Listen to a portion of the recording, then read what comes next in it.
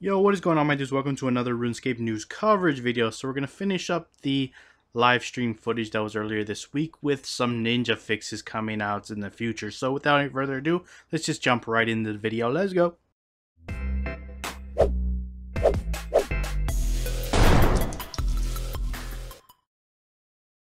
Alright guys, so these are showed off by Mod Timbo. A couple of ninja fixes, some of them pretty good. So without any further ado, let's just jump right into it. The first one you probably noticed just by looking at the video. The tree near the incandescent wisp colony has been removed just to open up the area.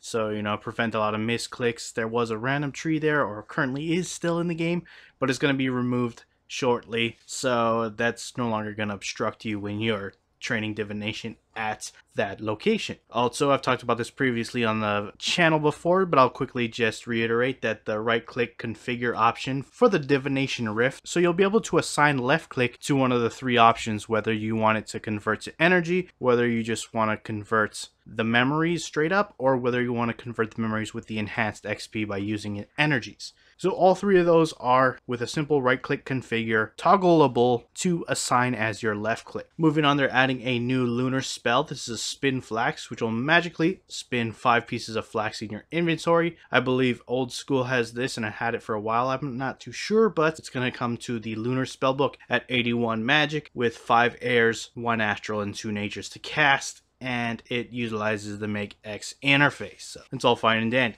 Next up, a nice little quality of life fix. You'll be able to use your coal bag on a bank deposit box, and it'll now deposit all the coal within that coal bag. It is a neat little fix, but assuming they're getting rid of coal bags with the mining and smithing rework, it's kind of strange that they wasted or even allocated dev time to this, but I digress. Next up, this is a really cool feature. They have a favorite section you can add with up to 5 of your favorite friends chats. So there'll be a star icon at the bottom of your friends chat window, and you click on it, you'll open an interface, and you can choose up to 5 of your favorite friends chat. So the way you'll assign a favorites, this will basically fill up with the first 5, but you can assign 5 by yourself by entering one of the friends chats and then just clicking on the star, and it will then add that to the list. So it's actually pretty cool. So you can just click on that. You don't have to type in any number of them. If you have several ones you frequent, you can easily access them with that star icon. So that's actually really cool. And finally, I'm just going to quickly go over things that are aimed to end up in the game further along the line, not as soon as these ones I've already talked about. So these next ones, like I said, further down,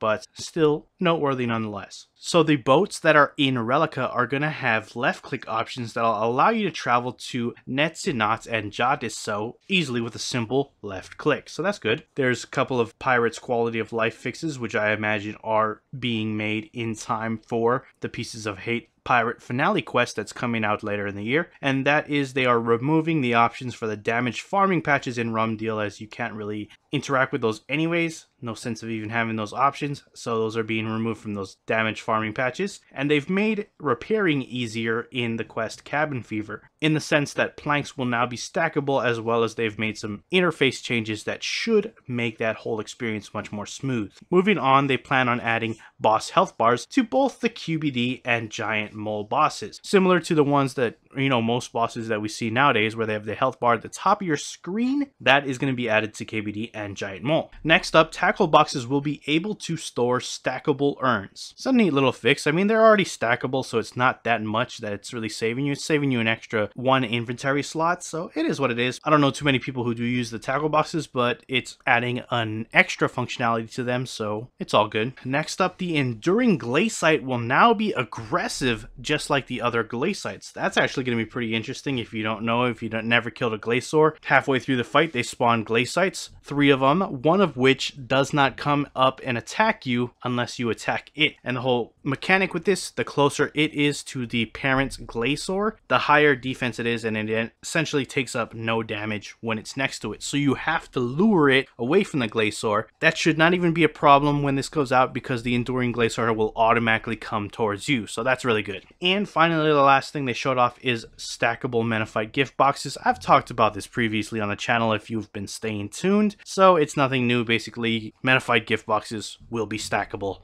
at some point in the future. Anyways, guys, that pretty much wraps up all of the content showed off in the stream this week. Hope you enjoyed it. Hope you're getting some double XP gains, because double XP weekend is just kicking off, and I know I'm gonna be getting my gains, so hopefully you be getting yours. That wraps it up for the video, guys. If you enjoyed it, hit that like button. If you are not subscribed yet and you want to stay up to date on all things RuneScape related, then hit that subscribe button. Anyways, I appreciate you guys watching. I am out.